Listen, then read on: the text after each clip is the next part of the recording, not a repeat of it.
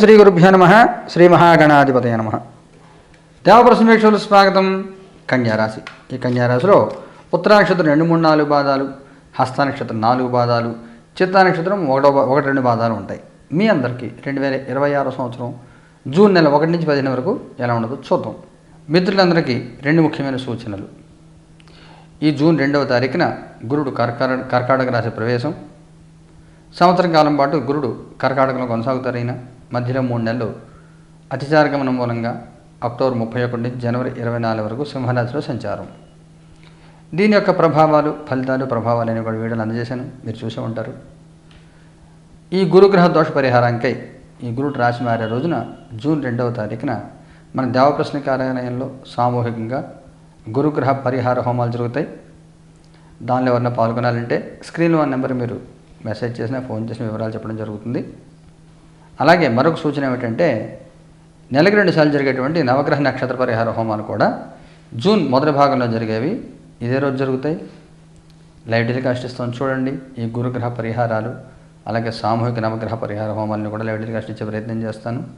అయితే కొన్ని వేద మంత్రాలు చెప్తున్నప్పుడు కాపీరైట్ ప్రాబ్లం వస్తుంది. సాధ్యమంతరం లైవ్ టెలికాస్ట్ ఇచ్చే ప్రయత్నం చేస్తాము చూడండి. ఈ 15 రోజులు ఎలా ఉండదో చూద్దాం. లవర్స్ ఇంకోటి తీసుకుందాం. 2 ఆఫ్ కప్స్ ఇంకోటి తీసుకుందాం.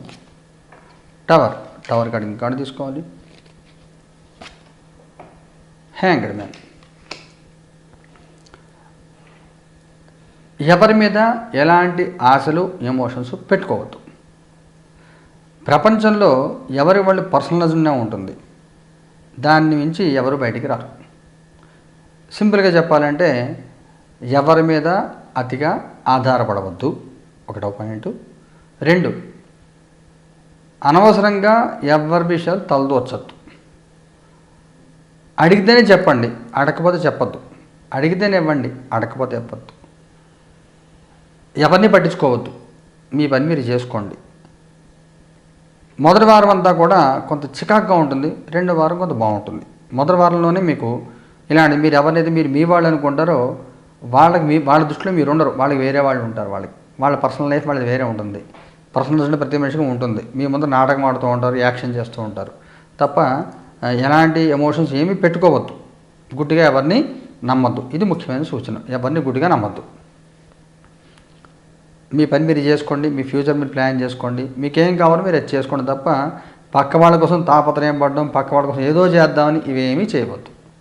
మీ పాస్ట్, ప్రజెంట్, ఫ్యూచర్. మీ past queen of pentacles, present queen of swords, future ace of swords. మీ పాస్ట్లో చాలా బాగుంది, ప్రశాంతంగా ఆర్థిక విషయాల్లో కానీ మిగతా విషయాల్లో కానీ అన్నింటిలో కూడా పీస్ఫుల్ లైఫ్ గడిపినటువంటి స్థితి. ప్రజెంట్లో మిమ్మల్ని రెచ్చగొట్టి మీ చేత ఇరిటేట్ చేసి మాట్లాడించే ప్రయత్నం చేస్తూ ఉంటారు. రెచ్చిపోవద్దు. చెప్పానుగా, ఎవరి పర్సనల్ ఉంటే వాళ్ళకి ఉంటుంది. మిమ్మల్ని అనుక్షణం ఇబ్బంది పెట్టే ప్రయత్నాలు జరుగుతూ ఉంటాయి. శత్రు బాధ అధికంగా ఉంటుంది. ఓ మాట అంటే మీరు ఎలా రియాక్ట్ అవుతారు అని చెప్పి ఆ రియాక్షన్ 2-3 మాటలు రెడీ చేసుకుని ఉంటారు.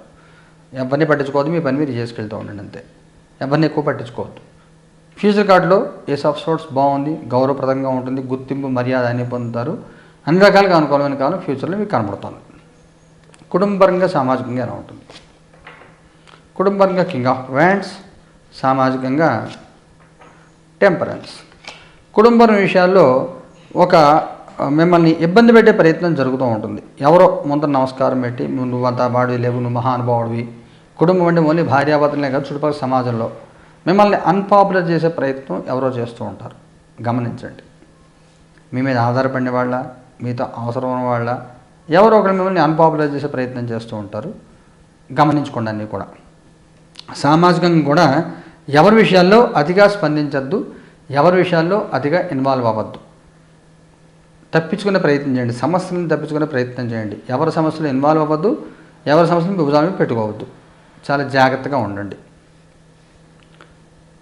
అనవసర విషయాలు ముఖ్యంగా తలదొచ్చదు. మీరు అంతే. ఎవరినైనా ఎలాగైనా బాగుండండి, మీ పని మీరు చూసుకోండి, మీ ఫ్యామిలీ, మీ పిల్లలు, మీరు అంతే. ఉద్యోగం చేసే వాళ్ళకి ఎలా ఉంటుంది? 7 ఆఫ్ కప్స్.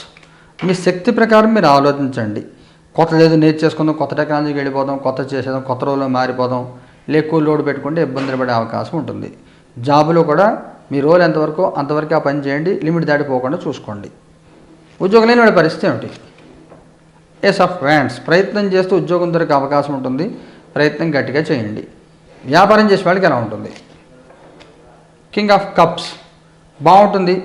ఒక్కళ్ళే సొంతంగా చేసే వ్యాపారాలు కొన్ని ఉంటాయి, షేర్ మార్కెట్ కానీ ఓ రియల్ ఎస్టేట్ బిజినెస్ కానీ ఇలాంటివి ఏవైతే ఉంటాయో, లేదా మాకలకి ఎస్ట్రాలజీ యాక్టివిటీస్ ఇలాంటివి చేసేవాళ్ళు వీళ్ళు బాగుంటారు. జాయింట్ వెంచర్ చేసి కలిసి చేసేవాళ్ళు ఎవరైతే ఉంటారో వాళ్ళు కొంత ఇబ్బంది పడే అవకాశం ఉంటుంది. సింగిల్గా చేసే బిజినెస్లు ఏవి ఉంటాయో చాలా చాలా బాగుంటాయి.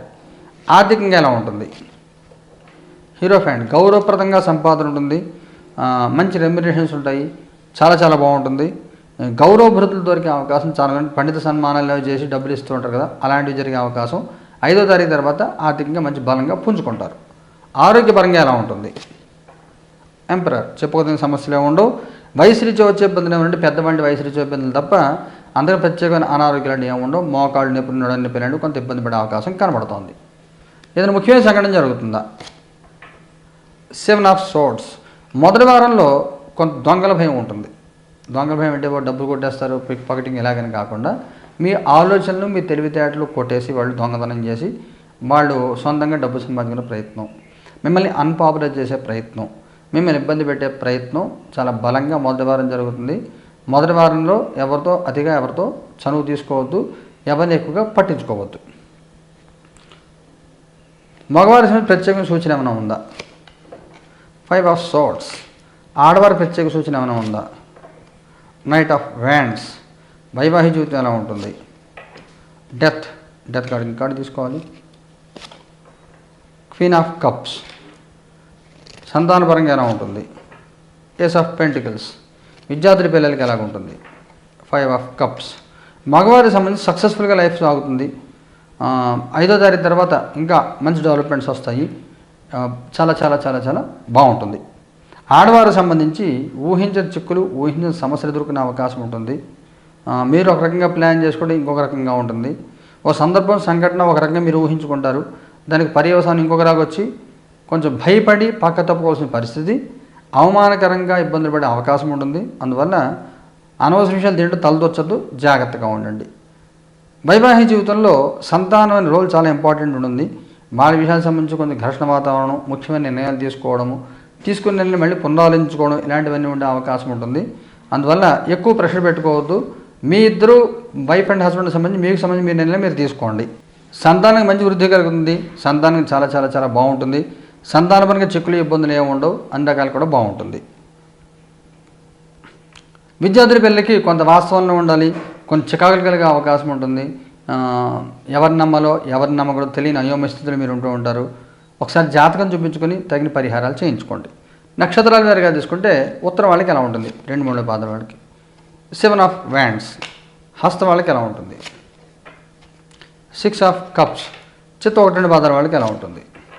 3 ఆఫ్ పెంటికల్స్, ఉత్తర నక్షత్రం వాళ్ళకి ఊహించిన చిక్కులు, ఊహించిన సమస్యలు ఉంటే మొదటి వారం అంతా కూడా అనవసర విషయాలు దేంట్లో కూడా తలదొచ్చొద్దు. ఎంతవరకు అంతవరకు ఉండండి. మీరు ఒకలాగా అనుకోండి ఇంకొక రకమైన సమస్య వచ్చే అవకాశం ఉంటుంది. చాలా జాగ్రత్తగా ఉండాలి, దేంట్లో కూడా తలదొచ్చొద్దు. హస్త నక్షత్రం వాళ్ళకి మీకు చెప్పాను కదా, కొంత మీకు మీ నాలెడ్జ్ థెఫ్టింగ్ చేసి కొంత ఇబ్బంది పెట్టేవాళ్ళు ఉంటారు. అందువల్ల మీ ఆలోచనని వాటిని బయటికి చెప్పకండి. మీ చుట్టూ ఉండే వాళ్ళందరూ కూడా మిమ్మల్ని వాడుకొని వాళ్ళు డెవలప్ అయ్యే ప్రయత్నం చేస్తూ ఉంటారు. అలాగే కొన్ని మీ పర్సనల్ మ్యాటర్స్లోకి ఇన్వాల్వ్ అయ్యి మిమ్మల్ని ఇబ్బంది పెట్టి ప్రయత్నం చేస్తారు. మీరు కూడా ఎవరి పర్సనల్ మ్యాటర్లో మీరు ఇన్వాల్వ్ అవ్వద్దు. మీ పని మీరు చూసుకోండి, ఎవరి కర్మ వాళ్ళదని వదిలేయండి అంతే. చిత్తా నక్షత్రం వాళ్ళు బాగుంటుంది, అనుకూల వాతావరణం ఉంటుంది, పూర్తి అనుకూలత ఉంటుంది. ఆర్థికమైన విషయాల్లో కానీ అన్నీ కూడా అనుకూలత ఉంటుంది, సహాయాలు జరుగుతుంటే బాగుంటుంది. పరిహారం ఏం చేసుకోవాలి? ఉత్తర వాళ్ళు ఏం పరిహారం చేయాలి? 2 ఆఫ్ సోర్డ్స్, చంద్రగ్రహాన్ని ఆరాధించండి, చంద్రగ్రహ జపం చేయించుకోండి. హస్త వాళ్ళు ఏం చేయాలి? 3 ఆఫ్ వ్యాండ్స్, కార్డు తీసుకుందాం. 5 ఆఫ్ పెంటికల్స్, రుద్ర దశాక్షరి మంత్రం జపం చేసుకోండి, రుద్ర దశాక్షరి. చిత్తవాళ్ళు ఏం చేయాలి? పేజ్ ఆఫ్ కప్స్, సుబ్రహ్మణ్య మంత్రం కానీ వటక భైరవుని కానీ ఆరాధన చేయండి. వటక భైరవుని ఆరాధన చేస్తే బాగుంటుంది. ఈ పరిహారాలు 2 దారి జరుగుతాయి. లెవిటీల కష్టం వస్తుంది చూడండి. అదే రోజు మన గురుగ్రహ పరిహారాలు కూడా జరుగుతాయి చూడండి. శుభం భూయాత్.